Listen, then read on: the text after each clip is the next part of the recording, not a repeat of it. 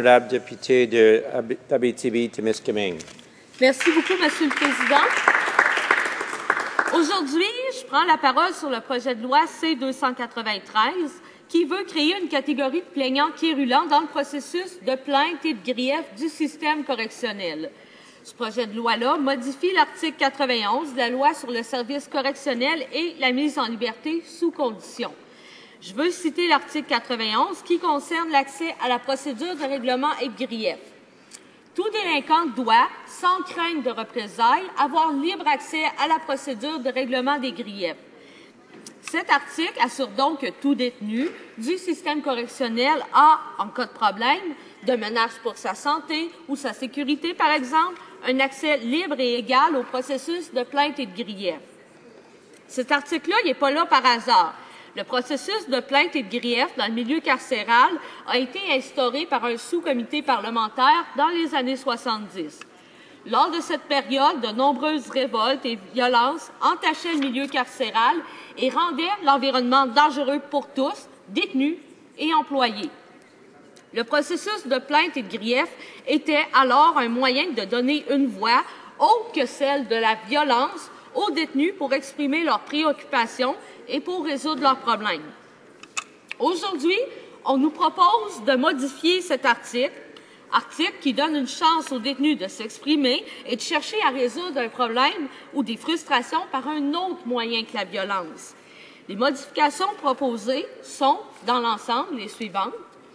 Le commissaire peut, s'il est convaincu qu'un délinquant a de façon persistante présenté des plaintes ou des griefs mal fondés, vexatoires ou entachés de mauvaise foi, lui interdire, conformément aux procédures établies par un règlement, de présenter une nouvelle plainte ou un nouveau grief, sauf avec son autorisation.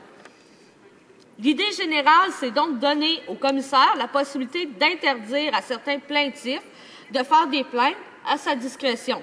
Évidemment, pas n'importe quel plaintif. Ceux que le commissaire juge comme quérulents, autrement dit non légitimes, mal fondés. Mais j'aimerais revenir sur l'idée de plainte mal fondée. La députée de Scarborough-Chante, qui a déposé ce projet de loi, a donné l'exemple que juge frivole, celui d'un appareil radio. Je cite son exemple dans un discours précédent. Un détenu a déposé une plainte parce que son appareil radio ne fonctionnait plus dans le nouvel établissement où il était détenu. Il a ensuite déposé une autre plainte concernant le même appareil radio, alors que sa première plainte était sous évaluation par le pénitencier d'où il avait été transféré. Effectivement, pour quelqu'un qui ne connaît pas la réalité carcérale, faire une plainte pour un appareil radio peut sembler futile, sauf qu'elle oublie plusieurs dimensions. Premièrement, il est très important de se rappeler que dans un établissement correctionnel, ce qui peut nous paraître insignifiant, futile ou vexatoire pour nous peut être au contraire d'une grande importance pour les détenus. Certaines choses de la vie, sans importance pour nous, peuvent le devenir lorsqu'on est détenu. Oublier cette différence de perspective simplifie illusoirement les choses dans ce débat sur les griefs et les plaintes. De plus, bien souvent, ce genre de plainte peut cacher d'autres frustrations ou d'autres problèmes que les détenus n'arrivent peut-être pas à formuler, comme des conflits entre les détenus, du stress qui dure depuis trop longtemps, du harcèlement, des problèmes de dépression. Ici, la radio est simplement la goutte qui fait déborder le vase.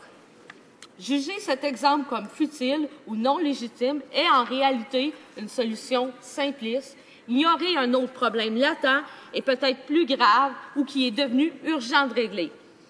Un détenu ayant un problème latent, plus grave et formulant des plaintes à répétition, dans ce cas sera jugé comme non légitime et serait interdit de déposer d'autres plaintes.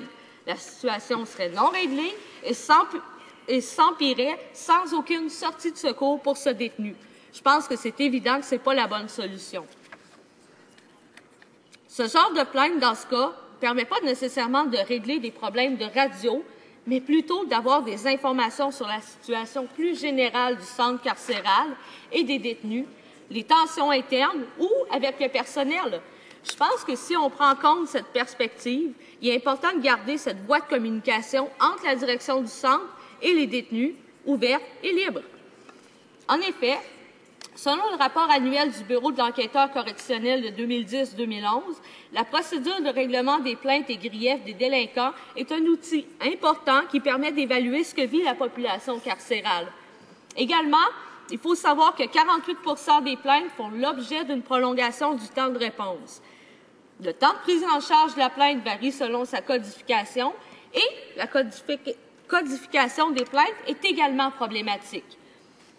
Selon le document « Vérification de la procédure de règlement des plaintes et des griefs des délinquants, vérification interne », publié par Service correctionnel Canada en 2009, 67 % des plaintes prioritaires ont été classées comme telles et seulement 13 % des cas d'urgence ont été classés comme urgents. Encore, seulement 64 % des plaintes de nature d'harcèlement ont été codifiées correctement. Faire une deuxième plainte ou des plaintes à répétition sur le même sujet, ça peut être une tentative pour attirer l'attention sur un problème plus urgent qu'il n'y paraît ou d'une plainte qui aurait été mal codifiée et non réglée dans un temps opportun.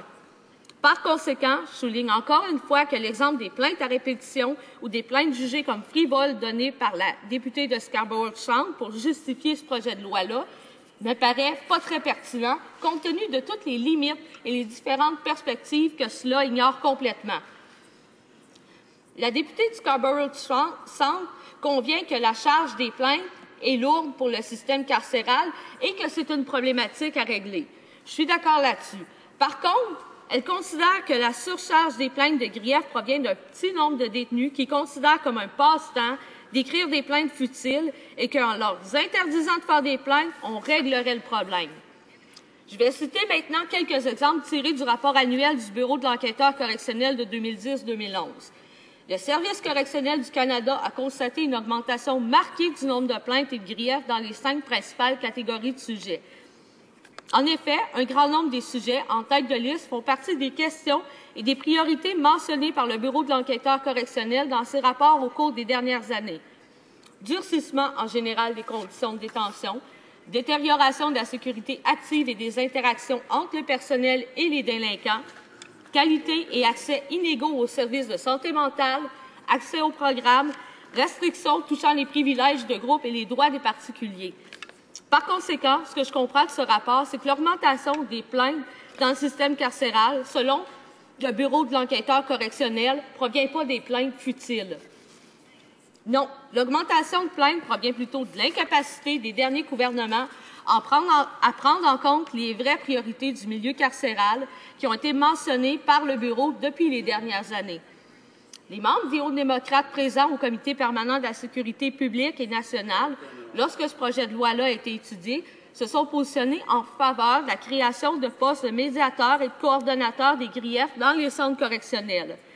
Proposition qui n'a pas été jugée pertinente par les conservateurs. J'aimerais alors encore citer un autre passage du même rapport du Bureau de l'enquêteur correctionnel. Dans les établissements qui emploient un médiateur, un plus fort pourcentage de plaintes et de griefs semble être réglé au palier le plus bas. Dans les établissements qui ont conservé un coordonnateur des griefs pendant plus d'1 an, les plaintes et les griefs savent avoir été réglés de manière plus efficace et en plus grand nombre. Les directeurs d'établissements qui accordent une grande importance à la procédure de règlement des plaintes et des griefs des délinquants semblent obtenir un meilleur taux de règlement des plaintes et des griefs. Donc, j'aimerais souligner que le rapport est disponible en ligne. Je conseillerais donc à la députée de Scarborough-Centre de le lire. Et j'aimerais terminer mon discours en soulignant que je ne pourrai pas appuyer ce projet de loi-là, car pour moi, ça va être un projet de loi qui va entraîner davantage de violence dans les systèmes correctionnels et qui ne s'adresse pas du tout aux véritables problèmes sous-jacents au fait que les personnes déposent des plaintes à répétition. Merci beaucoup, M. le Président. Resuming debate.